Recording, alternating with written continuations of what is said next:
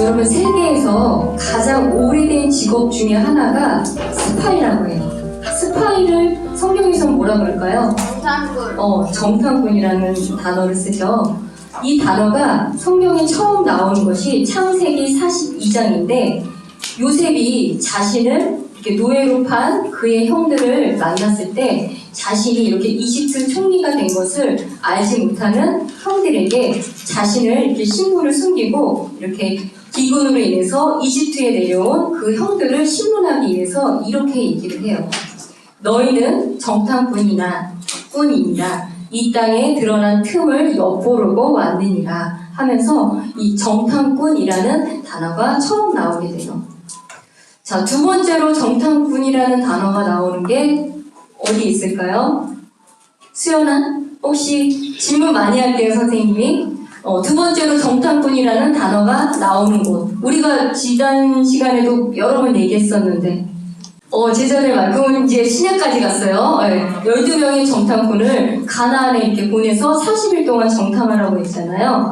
네, 이제 세 번째 이 정탐꾼이라는 단어가 나오는 게 바로 오늘 나오는 내용인데, 자, 모세가 죽고 이제 이스라엘의 새로운 리더가 누가 되었죠? 여호수아. 네, 여호수아가 그 뒤를 이어서 리더가 되었는데, 이 여호수아가 가나안에 도착해서 첫 번째 성인 그 여리고를 공격하기 위해서 2명의 정탐꾼을 이제 보내게 돼요. 이 사람들이 먼저 찾아서 숨어 들어간 곳이 오늘 본문에 보니까 창녀 라합의 집이었어요. 자, 여러분, 창녀하면 참 입에 오르기도 참 그렇죠. 그리고 좀 거북스러운 그런 단어예요. 혹시 모르는 친구가 있을까봐 이 창녀라는 직업은 돈을 받고 자신의 몸을 파는 그런 직업이에요. 그래서 세상 사람들이 보기에도 이렇게 아주 천한 신분이지만 그녀는 여리고를 이렇게 정탐온 2명의 이 정탐꾼들의 도와주고 또 이렇게 잘 숨겨주어서 그들이 정탐 보호를 잘하고 돌아갈 수 있도록 도와주었어요. 자, 그래서 오늘은 이런 제목으로 한번 말씀을 나누려고 합니다. 자, 제목 한번 같이 읽어볼까요? 시작! 행함의 믿음을 보여준 라합이라는 제목으로 오늘 말씀을 나누려고 해요.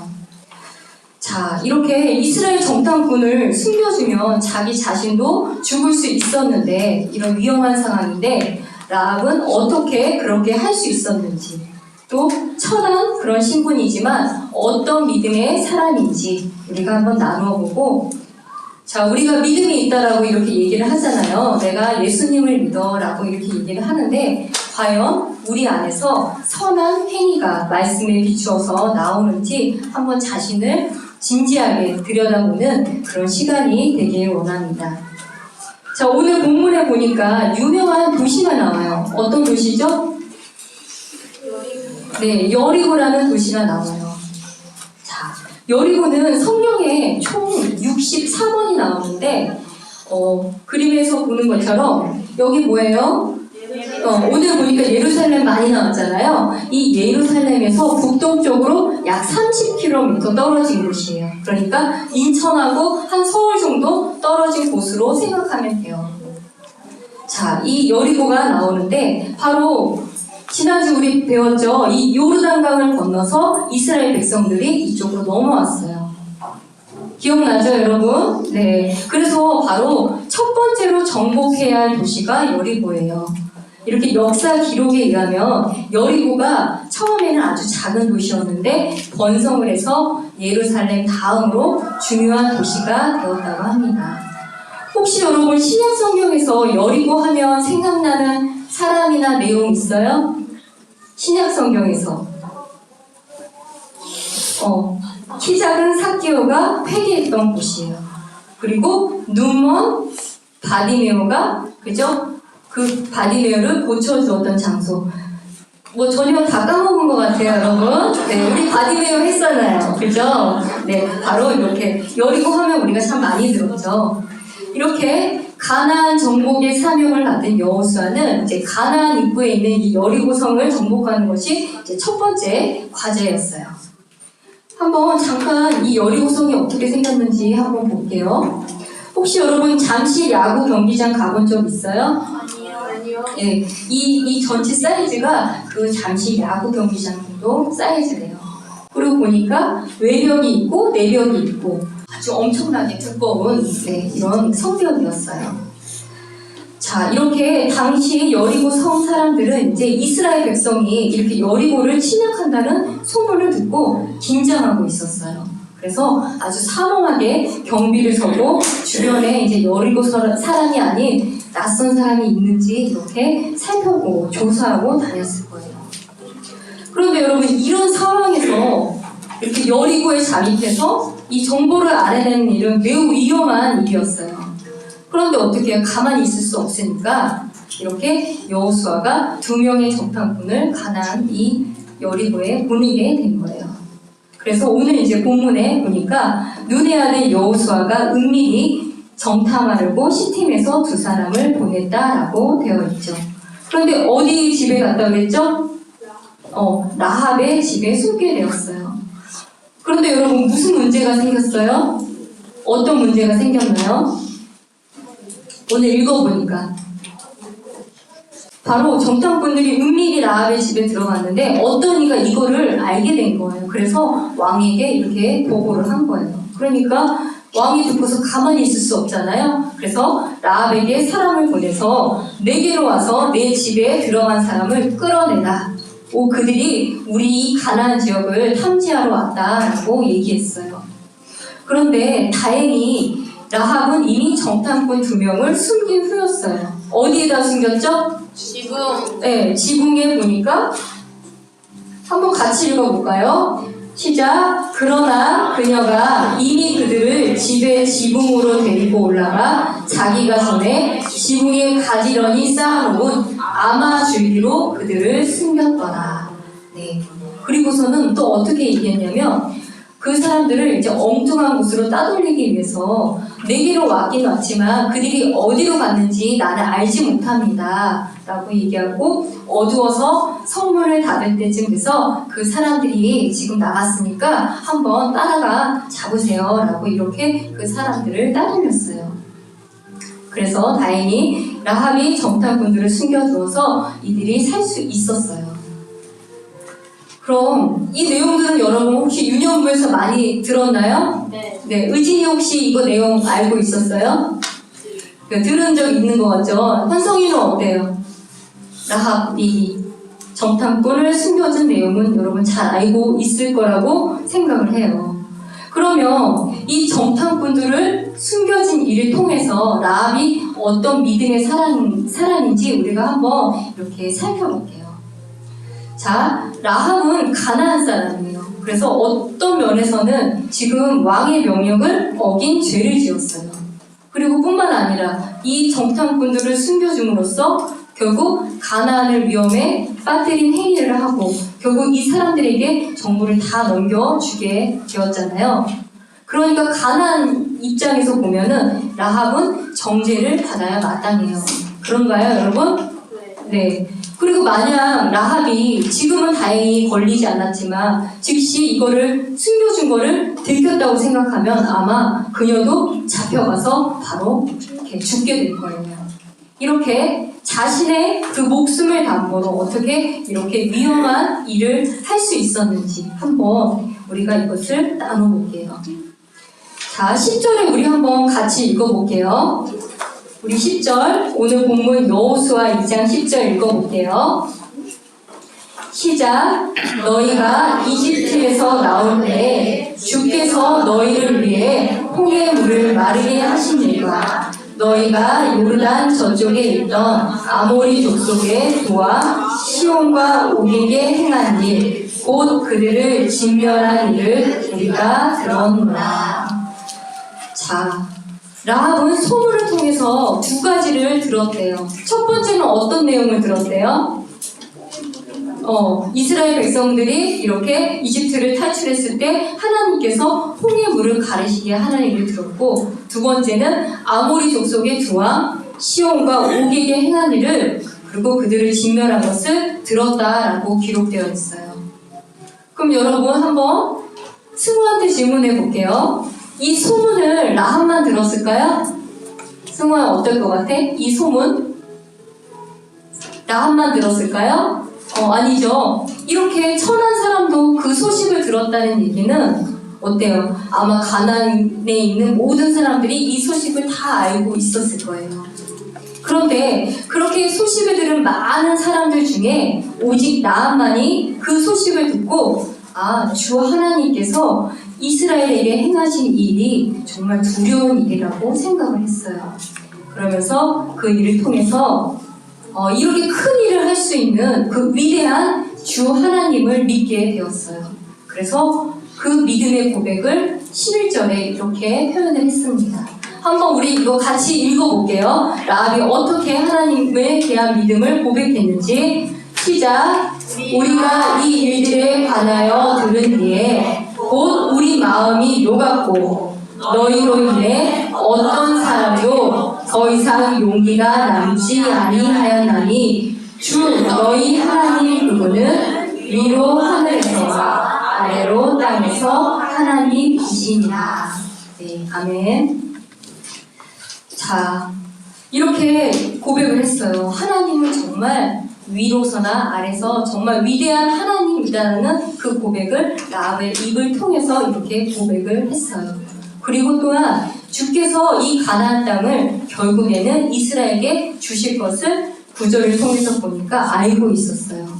그래서 하나님께서 이 여리고 성을 심판하시고 결국 그 성을 이스라엘에게 넘겨주신다는 것을 확신하게 되었죠. 그러니까 하나님의 주권을 인정하고 그리고 그렇기 때문에 이스라엘의 그 두 정탐꾼이 왔을 때 두려운 마음에서 도와준 것이 아니라 평안한 마음으로 도와줄 수 있었던 거예요. 이해가 되나요, 여러분? 네. 그리고 이렇게 도와주는 것이 정말 하나님의 일을 하는구나 알고 그렇게 말로만 믿는 것이 아니라 자신의 목숨을 담보로 자신의 하나님을 이렇게 믿고 있다는 것을 증명하게 되었어요. 자, 이렇게 라합의 이렇게 행함의 믿음을 야고보서에서는 어떻게 평가를 하는지 우리 한번 의진이가 한번 찾아볼게요. 야고보서 2장 25절에서 26절 다 같이 찾아보는데 믿은 거는 우리 의진이가 멋진 목소리로 하는 거 들어볼게요. 이와 같이 청년을 낳았고 사자들을 받아들이고 그들을 다른 길로 보냈을 때의 행위로 의롭다고 인정받지 아니하였느니라. 26절도요. 26절. 네.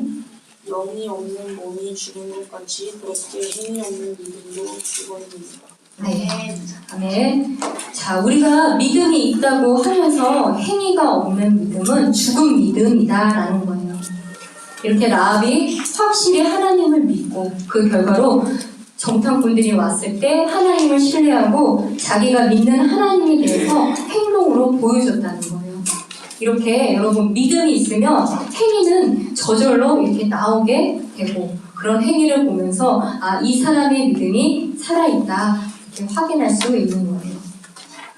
자, 그러면 이 라합이 믿음으로 정탐꾼들을 숨겨준 것으로 인해서 믿음의 결말이 어떻게 되었을까? 혹시 오늘 본문 읽어보니까 어떻게 나왔다고 되어 있어요? 네, 앞으로 이렇게 여러분 본문 읽을 때 이렇게 읽지 말고 한번 어떤 내용인가 이렇게 주의를 이렇게 딱 집중해서 읽으면 좋을 것 같아요.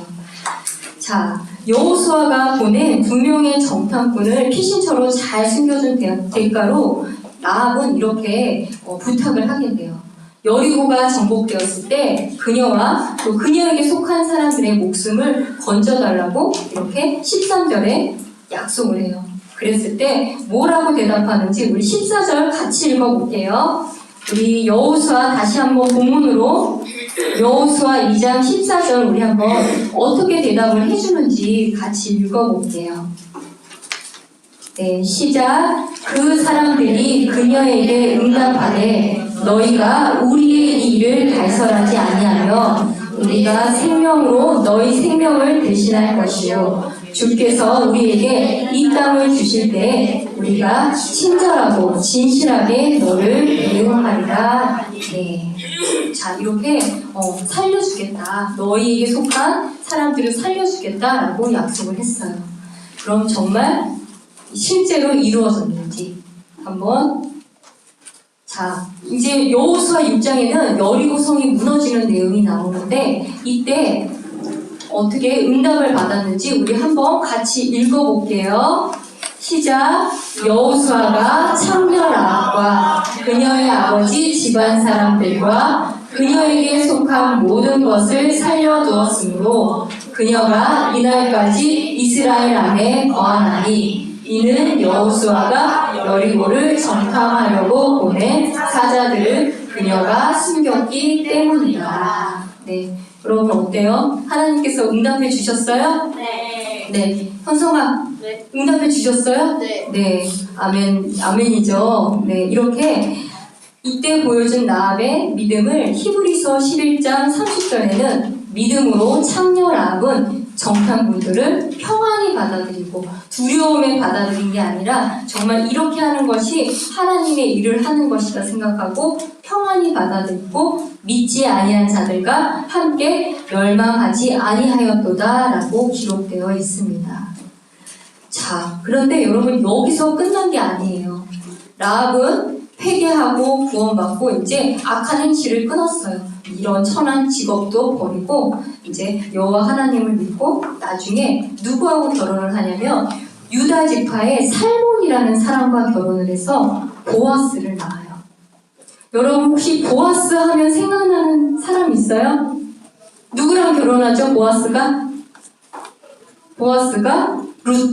룻과 결혼을 해요. 그래서 바로 룻기의 배경이 되는 그 여인이 라합이에요.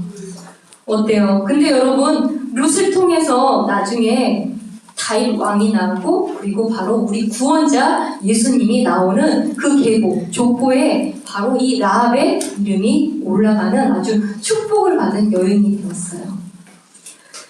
자, 이렇게 라합의 겉모습을 보면 여러분 아주 천한 직업이었어요. 그래서 그럼에도 불구하고 이스라엘 백성들에게 행하신 그 놀라운 일들, 그죠? 그거를 보고서 듣고 믿음을 가지고 정탐꾼을 도와주고 나중에는 여호수아 6장 25절에 보니까 그녀에 속한 모든 사람들이 여리고성이 무너질 때 구출을 받았어요. 근데 여기서 끝난 게 아니라 누구와 결혼을 했다고 그랬죠? 유다 지파의 살몬과 결혼을 해서 누구를 낳았다고요? 보아스를 낳고 보아스가 오벳, 이세, 다윗 이렇게 해서 나중에는 예수님이 이렇게 태어나게 되는 거예요. 자, 이걸 통해서 하나님은 사람의 외형을 보지 아니하고 그 사람의 속중심을 보시는 분이시라는 걸 여러분 꼭 기억하면 좋겠습니다. 그리고 아주 극심한 죄인이라도 여러분 회개하고 돌이킬 때 그 사람을 통해서도 이렇게 역사하시는 그 하나님의 은혜를 보여주기 위해서 이렇게 라합의 믿음을 기록해 주셨어요. 여러분 어때요? 참 놀랍지 않아요? 네. 그래서 로마서 2장 11절에는 하나님께서 사람들의 외모를 중시하지 아니하시기 때문이다. 이렇게 나와 있어요. 우리 9월에 특강 했었는데 우리 못생긴 진단표 기억나요? 네. 우리는 사람은 사람의 외형을 중시해요. 멋진 옷을 입으면 좋은 사람이다 이렇게 생각하지만 하나님은 그 겉모습이 아니라 그 사람의 속중심을 보시고 이렇게 평가하고 그 사람을 사랑하는 분이시라는 것을 여러분 꼭 기억하면 좋겠습니다. 자, 오늘의 말씀 요약을 해볼게요. 여러분 아주 집중력 있게 이렇게 선생님 얘기 들어주셔서 주어서 선생님 아주 이렇게 잘 전달할 수 있었어요. 자, 오늘은 가나안의 이런 천한 신분의 창녀 라합의 믿음의 모습을 나누었어요. 자, 하나님께서 하신 일들을 듣고 그 이스라엘에 인도하신 그 주 하나님을 믿게 되었어요. 그리고 그 믿음의 근거에서 여호수아가 보낸 2명의 정탐꾼들을 도와주는 것이 하나님의 일이구나 알고서 자신의 목숨을 걸고 도와주었어요. 그래서 라합의 믿음을 보고 야고보서는 자신의 믿음을 말로만 하는 것이 아니라 행함으로써 이렇게 입증하는 것이 어떤 믿음이라고 그랬죠? 행함을 보여주는 것이 살아있는 믿음이다 라고 말씀하셨어요. 또한 여리고가 정복당했을 때 바로 라합에 그 속한 모든 사람들을 이렇게 살려주셨어요. 그리고 여기서 끝난 것이 아니라 나중에는 살몬과 결혼을 해서 보아스를 낳고 나중에는 예수님이 나오는 그 계보에 이름이 기록되어 있는 아주 놀라운 축복을 받은 여인이 되었어요. 자, 이 말씀을 통해서 하나님께서 행하신 일들을 믿고 어때요? 우리가 믿음을 가지고 그분을 의지하게 될 때 그때 우리가 구원을 받죠? 그러면 구원받은 사람은 어떻게 되냐? 과거와는 완전히 180도. 여러분 180도는 몇 도예요? 내가 이쪽에 있다 그러면 완전히 돌아서는 바로 하나님께 마음을 두는 그런 사람이 되는 거예요. 자, 이렇게 하나님은 사람의 외형을 보지 아니하고 속 중심을 보시는 분임을 기억하며 지금 우리의 모습을 보면 여러분 좀 연약하고 좀 부족할 때가 많이 있죠. 네, 그렇지만 우리가 이렇게 하나님께 마음을 둘 때 우리가 정말 하나님 안에서 멋진 이렇게 믿음의 군사로 자랄 수 있다는 것을 믿고 또 여러분이 그렇게 자라기를 늘 선생님들 또 여러분 부모님들도 기도하고 있습니다. 네, 오늘 기도하고 마칠게요.